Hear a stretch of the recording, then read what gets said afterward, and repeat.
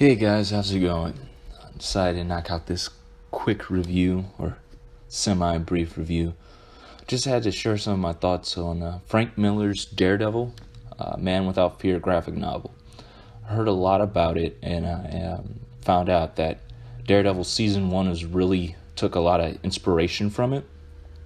So Comixology had it if you have Comixology Unlimited, allows you to borrow it, read it for free. So I picked that up along with Volume 1 of Frank Miller's run on Daredevil. I talked about that one previously in another video, but I thought I'd go ahead and talk about how, just even though I'm not a John Romita Jr. fan, I don't know, I don't really like his art style in particular. I think he did a run on Thor from the late 90s as well.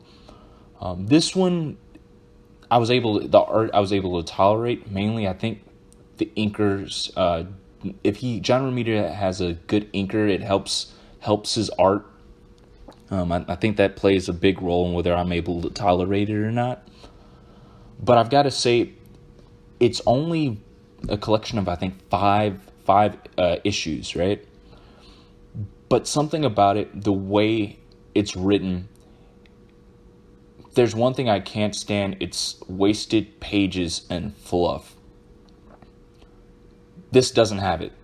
It moves at a pretty brief pace, in which, if you were reading some of the things right now by Marvel, what they cover in 1 or 2 issues would probably go on for like twice that amount. It would probably go on for like 5-6 issues. It does an origin story very well. It runs through the whole thing of Matt Murdock going through his dad, being a boxer, dealing with rig fights, shows kind of the helplessness of Matt's situation of losing his eyesight. You also get an introduction to Stick, who I think this might be the first time where he's introduced in this graphic novel, but it shows how he trained, and really just shows that Matt's pretty awesome. He's pretty much a blind ninja. Daredevil is a blind ninja. That's pretty much who he is.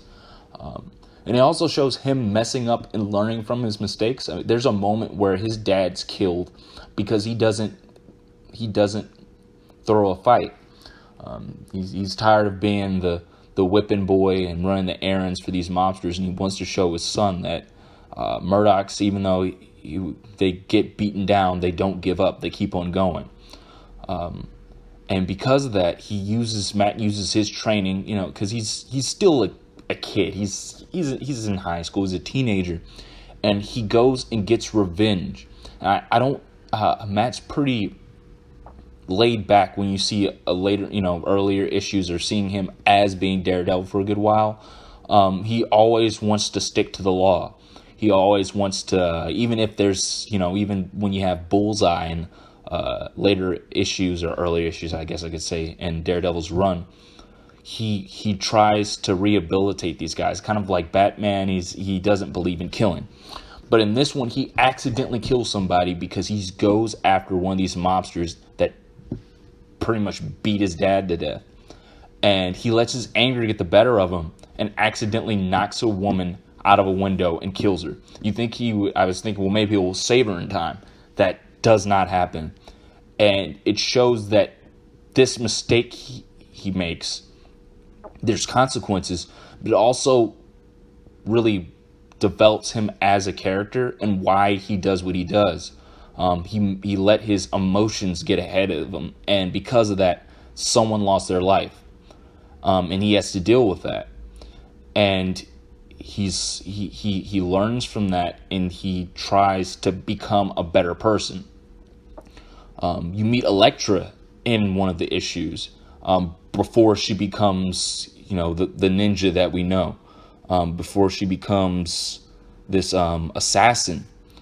And it shows that there's this kind of carefree life that she has, this thrill-seeking behavior, and because of that, Matt he thrives on that. There's a certain part of Matt that enjoys the thrill-seeking behavior, that enjoys beating up the bad guys. There's even a moment when Foggy gets bullied and Matt like strips him naked and leaves him outside in the cold, snowy weather to teach him a lesson.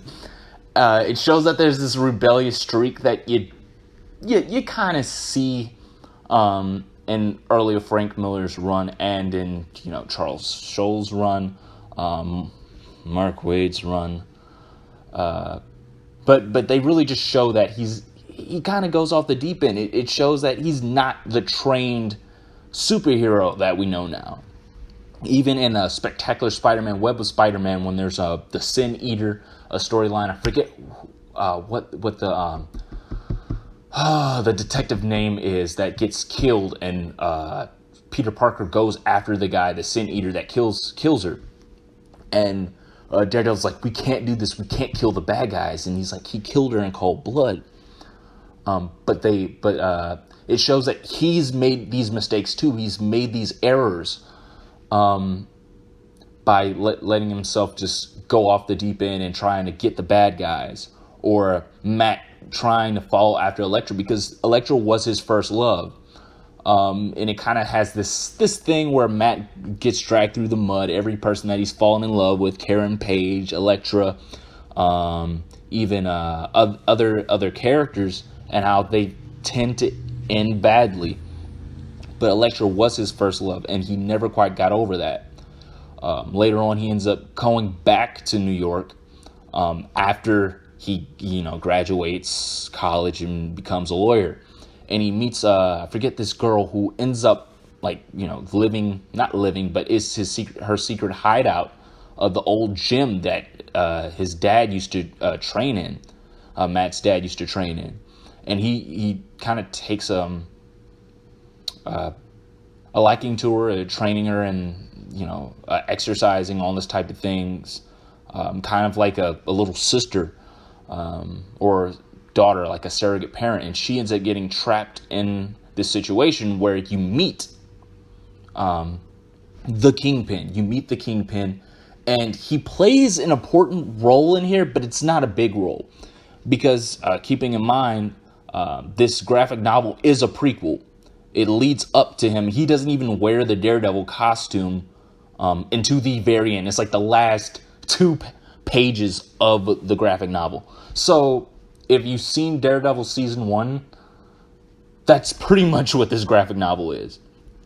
Trimming out a lot of the extra plot points with Karen Page in the TV show on Netflix. And it shows he's brutally taking out guys. Like there's moments in here where I'm like, did he just kill those guys? He killed those guys. So he doesn't do things perfectly in this book. But I think that's what makes it interesting. It makes him relatable. Because he's not the vigilante, the crime fighter that we know yet. And he goes and rescues this girl, and it shows how Kingpin, Kingpin is a savage in here. This is before he meets Vanessa, and she calms him down and kind of tries to rein him in. He's just taking out guys, taking out other threats, other potential rivaling gangs, and he's like, hey, I'm taking everything, which is cool. And there's it shows that he hates the name Daredevil. He was bullied. They used to call him Daredevil, and they make fun of him. It's like, oh yeah, your dad's a loser. Yeah, Daredevil. He used to get bullied, but he later takes that title, that name, and uses as a badge. He takes that name, Daredevil, and when people hear the name Daredevil, the devil of Hell's Kitchen, they know that Matt Murdock's coming for him and that he's going to clean up the streets. It shows that even though he went and used to live in Boston when he was working for this other law firm, it shows that Daredevil and Hell's Kitchen go hand in hand. Matt lives, breathes, and sleeps New York, and that's his home. No matter where he goes, New York is his home. And I like how they show that.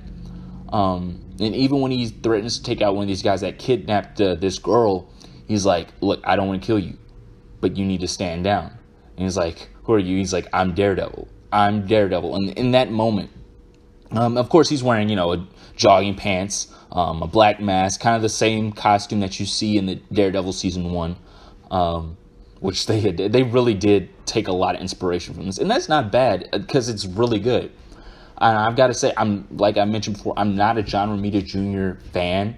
I even his All-Star Batman run that he's done recently with the DC Rebirth, I kind of skimmed. I've read a couple issues. Maybe I'll come back to it and get the trades. Because from what I saw, it was pretty cool. But I gotta say, if you want to read definitive Daredevil, this is where you start. Like, if there's someone that says, "Hey, I never read Daredevil, I don't know where to start," what would you suggest? This book, this graphic novel, is where you should start. It gives you all the key components of Matt Murdock, who he is, why he is the way he is, why he's a lawyer, why he became Daredevil, why New York is his home.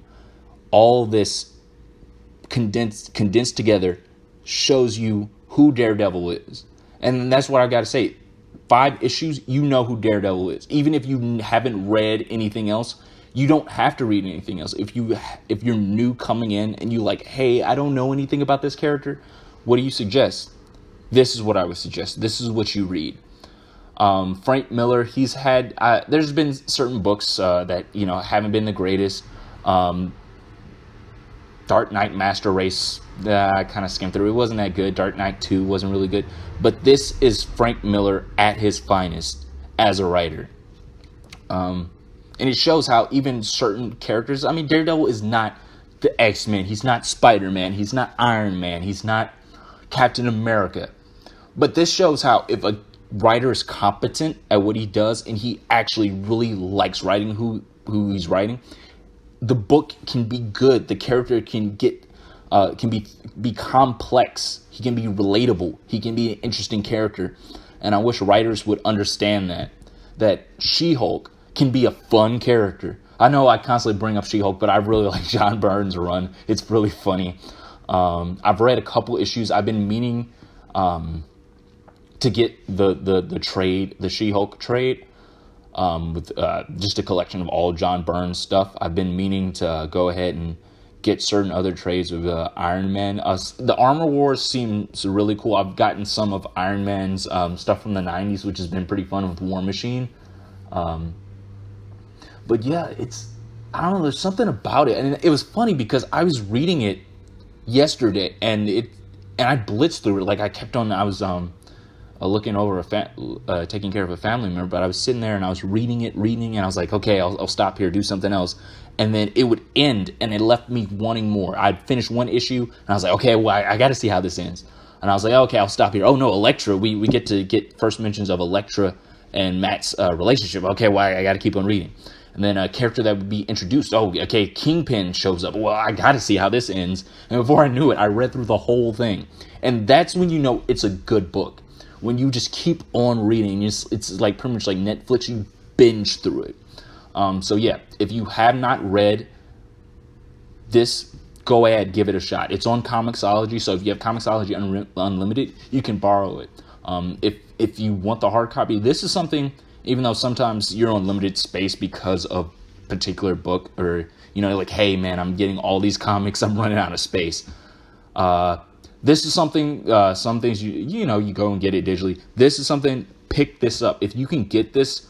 Get it from Amazon. If you can order it through your local comic book shop, go ahead and get it. Barnes and Noble, which is one of the few bookstores that's still around. I think Books A Million and Barnes and Noble, and that's probably it. Borders closed up like 6-7 years ago, but yeah, definitely check this out if you haven't. It's a recommend.